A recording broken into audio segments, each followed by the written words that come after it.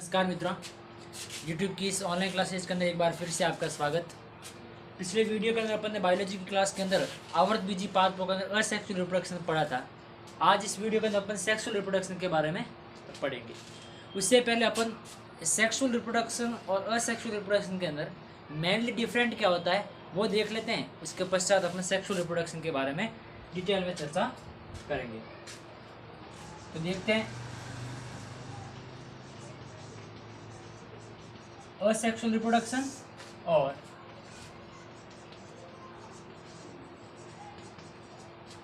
Sexual reproduction, इन दोनों के अंदर मेनली डिफरेंस क्या होता है। देखो, फर्स्ट पॉइंट है कि असेक्सुअल रिप्रोडक्शन के अंदर हमेशा एक ही जनक भाग लेता है। आपको मैंने पिछले वीडियो के अंदर डेफिनेशन बताई थी कि जनक की वह प्रक्रिया जिसके अंदर एक ही जनक की कोशिका या फिर दैहिक अंग के द्वारा पूर्ण संतति का निर्माण किया जाता है। लेकिन लैंगिक जनन के अंदर दो जनक भाग लेते हैं। दूसरी पॉइंट की बात करें तो असेक्सुअल रिप्रोडक्शन के अंदर अर्धसूत्री विभाजन की प्रक्रिया नहीं होती है, बल्कि सेक्सुअल रिप्रोडक्शन के अंदर अर्धसूत्री विभाजन होता है।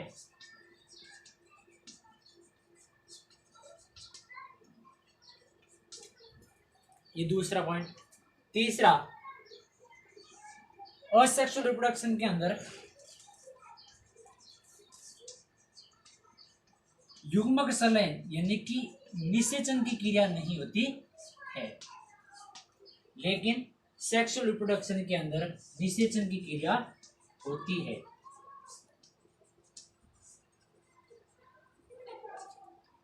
निषेचन का मतलब है नर युग्मक और मादा युग्मक का संयोजन।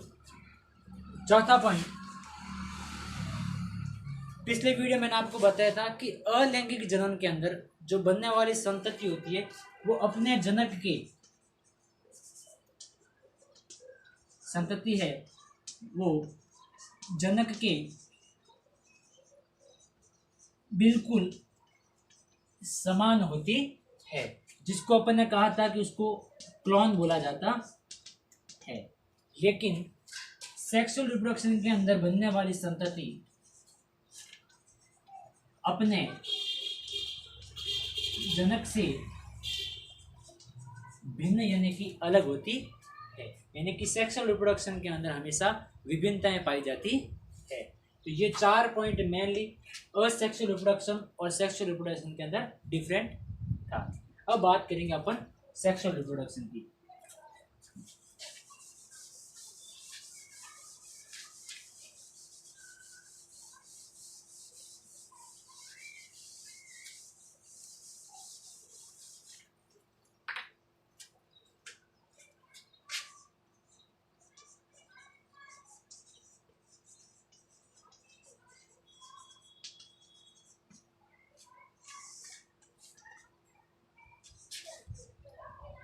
डेफिनेशन की बात करें तो जनन की वह प्रक्रिया जिसमें दो जनकों के द्वारा युग्मकों का निर्माण होता है और उन युग्मकों के संलयन यानी कि निषेचन और अर्धसूत्री विभाजन के द्वारा युग्मनज का निर्माण होता है और युग्मनज से नए जीव का निर्माण होता है। अपन बात करें थे आवर्त बीजी पादपों के अंदर। आवर्त बीजी पादपों के अंदर सेक्सुअल रिप्रोडक्शन होता है वो पुष्पों में होता है। तो आवर्त बीजी पादपों के अंदर अपन सेक्सुअल रिप्रोडक्शन पढ़े उससे पहले अपन को पुष्प की संरचना का अध्ययन करना जरूरी है। तो सबसे पहले अपन देख लेते हैं पुष्प की संरचना, स्ट्रक्चर ऑफ फ्लावर। पुष्प की बात करें तो पुष्प एक पादप का रूपांतरित प्ररोह है। प्ररोह मैंने आपको पिछले वीडियो के अंदर बताया था, जड़ से निर्मित होने वाली एक विशेष संरचना है। तो पुष्प है वो पादप का एक रूपांतरित प्ररोह वाला भाग है। पुष्प के अंदर सामान्य रूप से चार भाग होते हैं मेनली। सबसे पहला है बाह्य दलपुंज, दूसरा है दलपुंज, तीसरा है पुमंग और चौथा है जायांग। ये पुष्प के मुख्य रूप से 4 भाग होते। बाह्य दलपुंज अपन देखते हैं, पुष्प को यदि उल्टा करके देखें तो सबसे बाहर की चक्र की ओर छोटी छोटी पत्ती नुमा संरचनाएं पाई जाती है जो हरे रंग की होती है, उसको बाह्य दलपुंज कहते हैं, जिसका एक सदस्य बाह्य दल पत्र कहलाता है। ये बाह्य दलपुंज क्या करते हैं, पुष्प को कलिका अवस्था के अंदर उसकी सुरक्षा करते हैं। इसी प्रकार अपन देखते हैं कि पुष्प का रंगीन और आकर्षक पंखुड़ियों वाला जो पार्ट होता है वो दलपुंज कहलाता है, और इसका भी एक पत्र या फिर एक सदस्य दल पत्र कहलाता है। उसके बाद हम देखते हैं कि पंखुड़ियों के अंदर और भी कुछ विशेष संरचना होती है जिनको पुमंग और जायांग कहते हैं। पुमंग का जो एक सदस्य होता है वो कहलाता है पुंकेसर, ये इसका नर जन्मांग है। इसी प्रकार जायांग, इसका एक सदस्य कहलाता है स्त्री केसर, जो कि पादप का मादा जन्मांग कहलाता है। स्त्री केसर को अपन अंडप भी कह सकते हैं, ये इसका दूसरा नाम है। पुंकेसर से नर युग्मकों का निर्माण होता है और स्त्री केसर से मादा युग्मकों का निर्माण होता है। अब बात करते हैं, ये 4 पार्ट है, इसमें से बाह्य दलपुंज और दलपुंज ये जनन क्रिया के अंदर भाग नहीं लेते हैं, इसलिए इनको सहायक चक्र कहते हैं, यानी कि केवल और केवल जनन की क्रिया करवाने में सहायता करते हैं। लेकिन पुमंग और जायांग ये दोनों जनन की क्रिया के अंदर विशेष रूप से भाग लेते हैं, इसलिए इनको जनन चक्र बोला जाता है। ये था अपन के पुष्प का सामान्य रूप से संरचना। अब बात करते हैं कि पुष्प होते कितने प्रकार के हैं। यदि अपन इन चारों पार्ट की बात करें तो इन भागों के आधार पर या फिर इन भागों की उपस्थिति के आधार पर पुष्प 2 प्रकार के होते हैं। एक होता है पूर्ण पुष्प और दूसरा होता है अपूर्ण पुष्प। जिस पुष्प के अंदर ये चारों पार्ट पाए जाते हैं तो उसे पूर्ण पुष्प कहेंगे, और जिसके अंदर ये चारों पार्ट नहीं हो उसको अपूर्ण पुष्प कहते हैं। उसी के आधार पर यदि लिंग के आधार पर बात करें तो पुष्प 2 प्रकार के होते हैं। एक तो होता है एक लिंगी, दूसरा होता है उभयलिंगी। कैसे? यदि एक लिंगी पुष्प वो है यदि पुमंग और जायांग यानी कि नर जन्नांग और मादा जन्नांग दोनों में से केवल यदि एक ही जन्नांग पुष्प में उपस्थित है तो उसे एक लिंगी पुष्प कहेंगे, और यदि दोनों जन्नांग एक ही पुष्प के अंदर उपस्थित है तो उसे उभयलिंगी पुष्प कहेंगे। ये थी पुष्प की अपन के सामान्य रूप से संरचना। अब अपन बात करेंगे पुंकेसर की संरचना।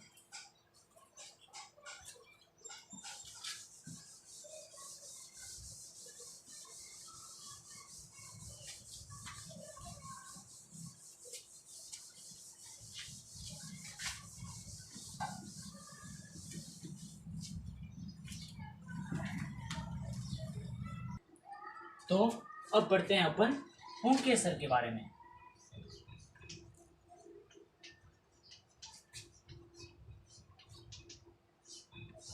इंग्लिश में इसको बोलते हैं एंथर।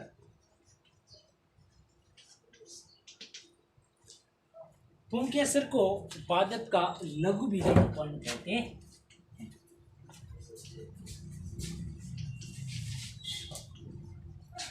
इंग्लिश में इसको बोला जाता है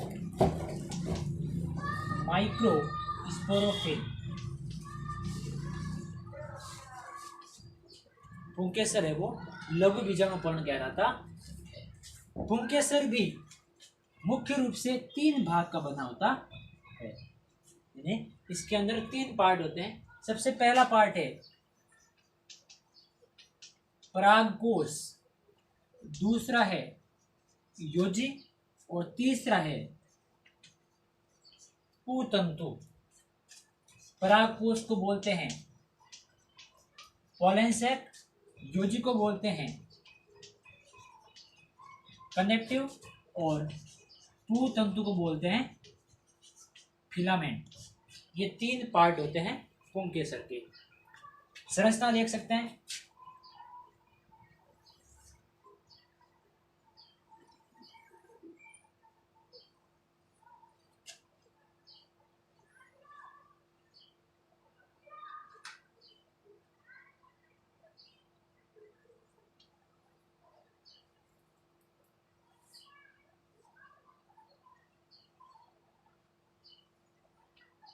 ये पुंकेसर की सामान्य संरचना है। इसमें 3 पार्ट होते हैं। लंबे वृंतनुमा भाग, इसको बोला जाता है फिलामेंट, यानी कि पूतंतु बोला जाता है। और इस फिलामेंट के ऊपर वाले भाग पर सबसे टॉप पोजीशन पर एक फूली हुई संरचना पाई जाती है, जिसको बोलते हैं पोलन सैक, यानी कि परागकोश। परागकोश होता है वो द्विपालित होता है। द्विपालित का मतलब होता है 2 पालियों के अंदर बंटा हुआ रहता है। एक ये वाली पाली और दूसरी ये वाली पाली। तीसरा योजी। इन दोनों पालियों को आपस में जोड़ने का काम करने वाले को कहते हैं कनेक्टिव, यानी कि योजी कहते हैं।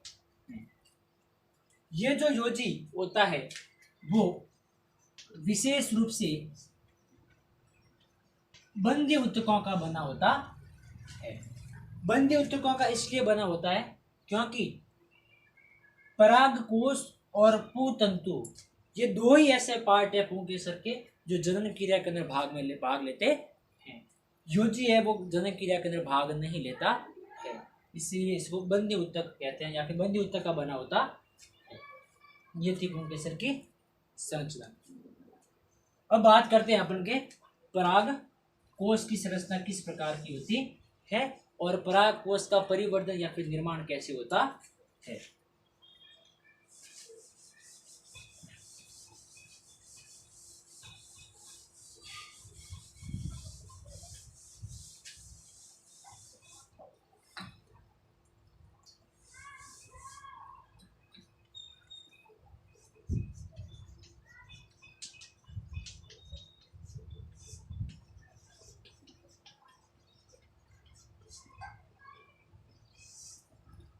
तो देखते हैं परागकोश। अभी बताया मैंने आपको कि परागकोश होता है वो द्विपालित होता है, यानी कि 2 पालियों के अंदर बंटा हुआ था है। अब प्रत्येक पाली के अंदर 2 प्रकोष्ठ होते हैं, यानी कि दोनों पालियों के अंदर कुल 4 प्रकोष्ठ पाए जाते हैं। इन चारों प्रकोष्ठ या फिर चैम्बरों को लघु बीजाणुधानी कहा जाता है।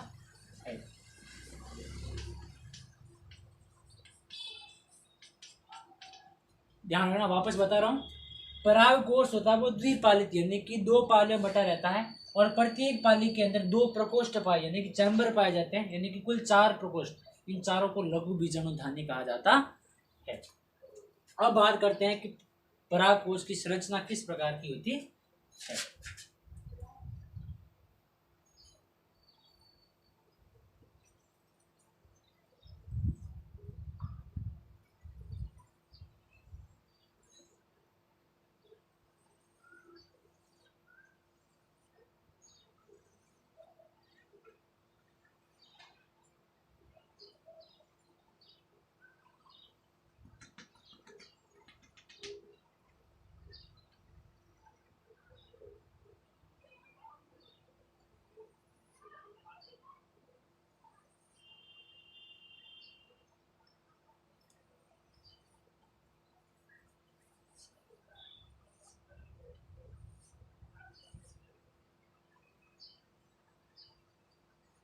यह है परागकोश की संरचना।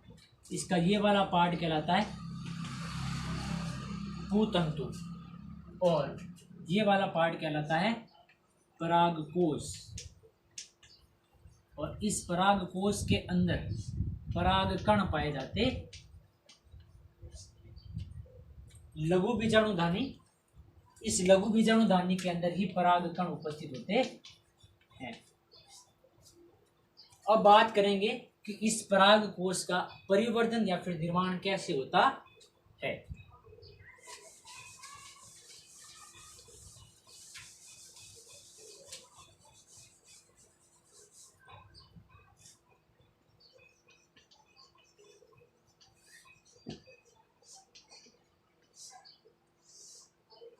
तो आवर्तबीजी पादपों के अंदर जो परागकोश का परिवर्धन होता है वो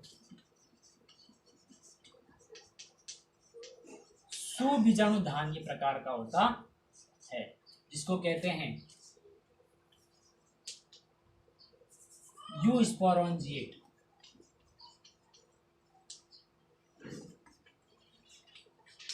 यानी कि आवर्तबीजी पादपों के अंदर जो परागकोश का परिवर्तन होता है वो सुबीजाणुधानी या फिर यूस्पोरोंजिएट प्रकार का होता है। सुबीजाणुधानी का मतलब होता है कि परागकोश का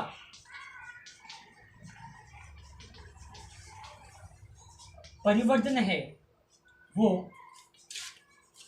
एक से अधिक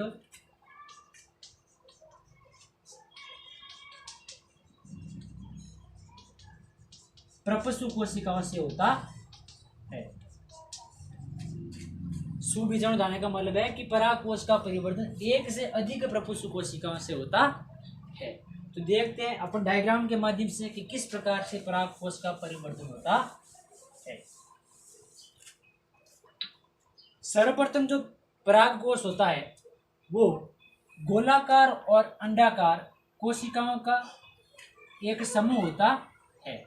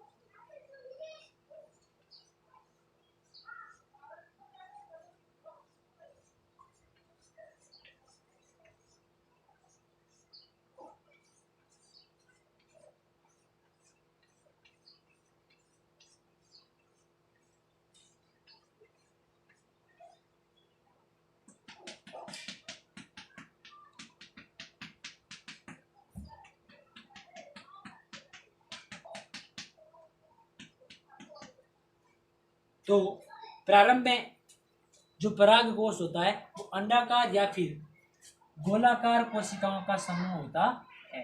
ये सभी कोशिकाएं होती है वो विभज्योति कोशिकाएं होती है। विभज्योति का मतलब जिसके अंदर विभाजन करने की क्षमता पाई जाती है। तो प्रारंभ के अंदर ये परागकोश की संरचना जो कि विभज्योति कोशिकाओं का एक समूह है।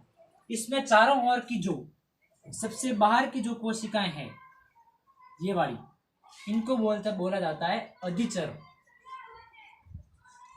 जिसको कहते हैं एपिडर्मिस। और ये अंदर वाली कोशिकाएं हैं वो है विभज्योतक कोशिकाएं।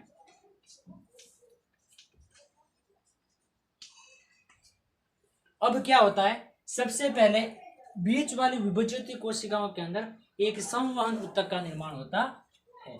यानी कि इसी स्थान पर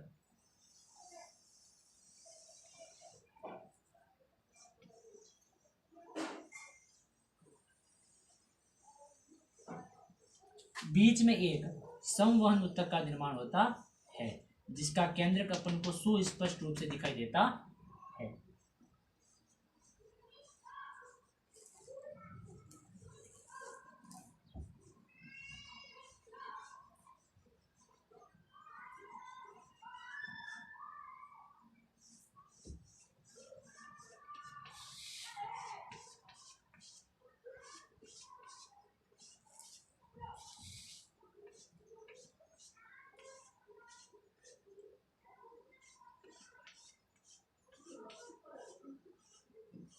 ये बाकी वाली विभुजोतक कोशिकाएं। तो बीच में इस कहेंगे संवहन ऊतक। सबसे पहले ये अधिचर्म है और इस अधिचर्म के अंदर वाली कोशिकाएं विभुजोतक कोशिकाएं। सर्वप्रथम यहाँ पर एक बीच में संवहन ऊतक का निर्माण होता है। उसके पश्चात ये जो अधिचर्म की कोशिकाएं थी चारों ओर की, उस अधिचर्म के नीचे की कोशिकाएं दोनों क्या करेगी, विभाजन के फलस्वरूप दो कोशिकाओं का निर्माण करती है।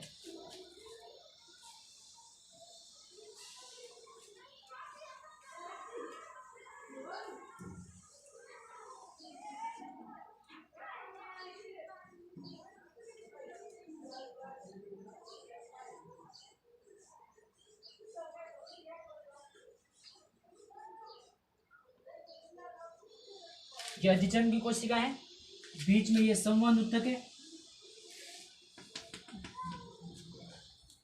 इस अधिचर्म के नीचे वाली कोशिकाओं और चारों कोणों पर एक विशेष बड़ी सरस यानी कि कोशिका का निर्माण करेगी।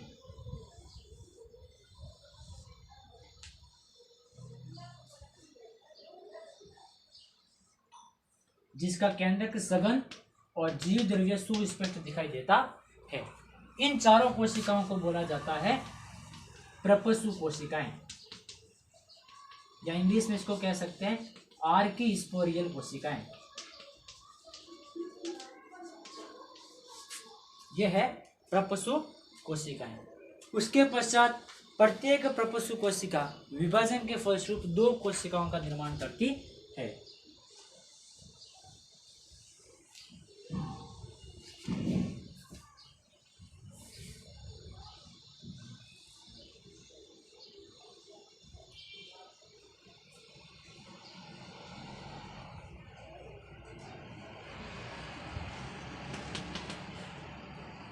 ये थी आर्कीस्पोरियल कोशिकाएं।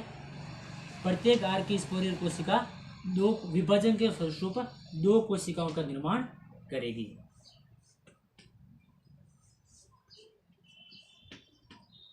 इन दोनों कोशिकाओं के अंदर वह कोशिका जो इस अधिचर्म की ओर उपस्थित होती है, इसको बोला जाता है प्राथमिक द्वितीय कोशिका, यानी कि प्राइमरी पैराइटल सेल्स, जिसको कह सकते हैं PPC। और अंदर की ओर जो संवहन ऊतक की ओर होती है, यानी कि विभजित कोशिकाओं की और कोशिका जो उपस्थित होती है, इसको बोला जाता है बीजाणुजन कोशिका, प्राथमिक बीजाणुजन कोशिका। तो ये दो कोशिकाओं का निर्माण करता है। अधिचर्म की ओर होती है वो प्राथमिक द्वितीय कोशिका, और अंदर की ओर होती है वो प्राथमिक बीजाणुजन कोशिका कहलाती है। इसमें से जो प्राथमिक द्वितीय कोशिका होती है वो पराग कोश की भित्ति का निर्माण करती है, और बीजाणुजन कोशिका होती है वो आगे जाकर बीजाणुजन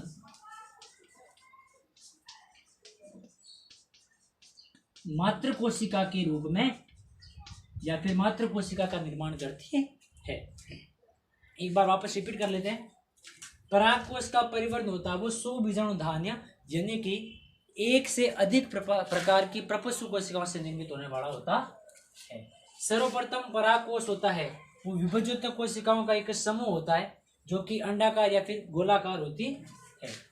चारों तरफ की जो कोशिकाएं होती है उन कोशिकाओं को अधिचर्म बोला जाता है, जिसको बोलते हैं एपिडर्मिस। सर्वप्रथम विभजित की कोशिकाएं मध्य के अंदर एक संवहन ऊतक का निर्माण करती है। उसके पश्चात अधिचर्म की जस्ट नीचे वाली कोशिकाएं चारों कोणों पर विशेष प्रकार की सघन जीव द्रव्य और सुस्पष्ट केंद्रयुक्त कोशिका का निर्माण करते हैं, यानी कि आकार में बड़ी हो जाती है, जिनको अपन प्रपसु कोशिकाएं या फिर आर्कीस्पोरियल कोशिकाएं कहते हैं, जो कि चारों कोनों पर विभाजित हो जाती है। प्रत्येक बीज ये प्रपसु कोशिका है वो विभाजन के फलस्वरूप दो कोशिकाओं का निर्माण करती है। जो कोशिका अधिचर्म की ओर होती है उसको बोलते हैं प्राथमिक द्वितीय कोशिका, यानी कि प्राइमरी पैराइटल सेल्स, यानी कि PPC। उसी प्रकार अंदर की ओर यानी कि सम उत्तक की ओर जो कोशिका उपस्थित होती है उसको बोलते हैं प्राथमिक बीजाणुजन कोशिका। जो प्राथमिक भित्तीय कोशिका होती है वो पराग कोश की भित्ति का निर्माण करती है, और प्राथमिक बीजाणुजन कोशिका होती है वो बीजाणुजन मात्र कोशिका के रूप में कार्य करती है या फिर उसका निर्माण करती है।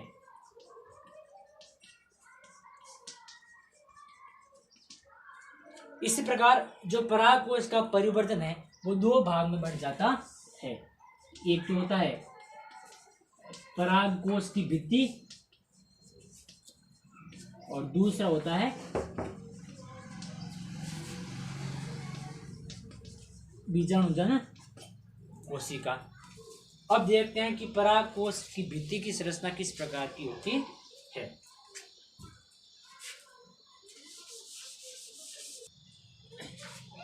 तो पराग कोश का परिवर्तन होता है वो दो पार्ट में बढ़ जाता है। पहला है पराग कोश की भित्ति।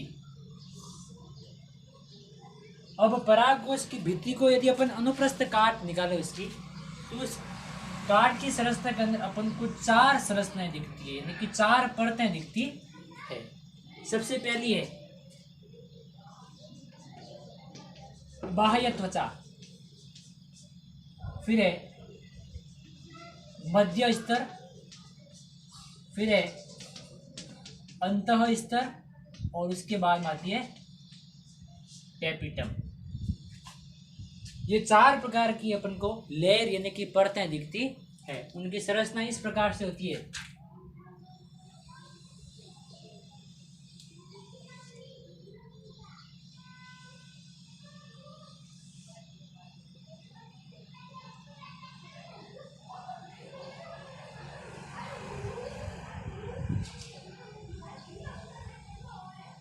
ये सबसे बाहरी परत जिसको कहते हैं बाह्य त्वचा या फिर एपिडर्मिस। उसके बाद में इसके अंदर की ओर एक और परत होती है जिसको कहते हैं अंतः स्तर यानी कि एंडोस्थीसियम। उसके बाद में एक और परत होती है जिसको कहते हैं मध्य स्तर, और इस मध्य स्तर के अंदर एक और होती है जिसको बोलते हैं टैपिटम। और इन उस टैपिटम के अंदर ही परागकण उपस्थित होते हैं। यह है पराग कोश की भित्ति की अनुप्रस्थ काट।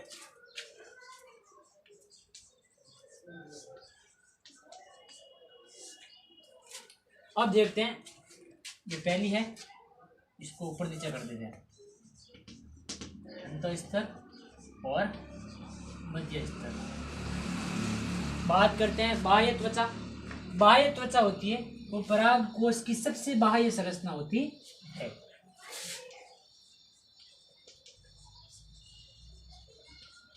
जो पराग कोश की सुरक्षा करती है, बाह्य रूप से सुरक्षा करती है। दूसरी है अंतः स्तर यानी कि एंडोस्थीसियम।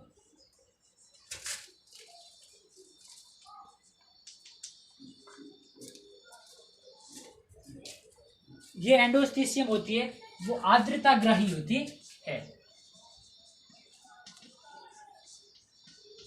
और इस एंडोस्थीसियम के ऊपर बीटा सेलुलोज की रेशेदार पट्टियां पाई जाती है। और ये एंडोस्थीसियम होती है वो पराग कोश के स्फुटन के अंदर सहायता करती है। तीसरी है अंतः स्तर मध्य स्तर। ये मध्य स्तर की जो कोशिकाएं हैं या फिर परत है वो दो या तीन परतों से मिलकर बनती है। उसके बाद में अंदर वाली ये टैपिटम। ये टैपिटम की कोशिका या फिर परत है वो केवल और केवल पराग कणों को पोषण का कार्य करती है। ये टैपिटम भी दो प्रकार की होती है। एक होती है अमीबीय टैपिटम और एक होती है ग्रंथिल टैपिटम। अमीबीय टैपिटम तो वो है जो अमीबा के रूप में या फिर अमीबा के तरफ अंदर गति करती है और पराग कणों को पोषण देने का कार्य करती है। ग्रंथिल टैपिटम एक ऐसी टैपिटम है, ये क्या करती है, इसके आंतरिक भाग पर कुछ पदार्थ स्राव होता है और इसके अंदर कुछ वसा की गोलियां पाई जाती है। इन वसा की गोलियों को प्रोयूबिस्काई कहते हैं। ये प्रोयूबिस्काई इसके चारों तरफ जब स्पोरोपोलिनिन का आवरण हो जाता है तो ये वाली संरचना यूबिस्काई में परिवर्तित हो जाती है। वापस रिपीट करते हैं। बाह्य त्वचा यानी कि परागकोश भित्ति की सबसे बाहरी परत जो कि परागकोश की बाह्य सुरक्षा करती है। उसके बाद में अंतःस्थल यानी कि एंडोस्टीशियम जो एक परत की बनी होती है जो कि आर्द्रता ग्राही होती है, जिसके ऊपर बीटा सेलुलोज नामक की रेशेदार पट्टियां पाई जाती है और ये परागकोश के स्फुटन के अंदर सहायक होती है। तीसरी थी मध्य स्तर जो कि 2 या 3 परतों की मिलकर बनती है और चौथी थी टैपिटम जो कि पराग कणों को पोषण देने का कार्य करती है, जो सबसे अंदर की ओर होती है। इन टैपिटम की कोशिकाओं का जो जीव द्रव्य होता है वो सुस्पष्ट होता है और केंद्र का बड़ा होता है। ये भी 2 प्रकार की होती है, एक अमीबीय और एक ग्रंथिल। अमीबीय कोशिका या फिर टैपिटम की कोशिका है जो अमीबा की तरह गति करती हुई पराग कणों को पोषण देने का कार्य करती है। दूसरी थी ग्रंथिल टैपिटम। इसकी आंतरिक सतह के द्वारा कुछ पदार्थ का स्राव होता है जिसको वसा की गोलियां कहते हैं या फिर वसा की या फिर लिपिड की गोलियां होती है जिनको अपन प्रोयूबिस्काई बोलते हैं। इन प्रोयूबिस्काई के ऊपर स्पोरोपोलिनिन का आवरण बन जाने पर यह यूबिस्काई में परिवर्तित हो जाती है और यह यूबिस्काई पराग कणों को सुरक्षा करने के लिए स्पोरोपोलिनिन का निर्माण करता है। तो ये थी परागकोश की भित्ति। तो इस प्रकार से ये परागकोश भित्ति का निर्माण होता है। यहाँ पर एक मिस्टेक हो चुकी है, यहाँ पे बीटा सेलुलोज है, चिन्ह के अंदर परिवर्तित कर लेना। अब दूसरा था, पहला था परागकोश भित्ति, दूसरा है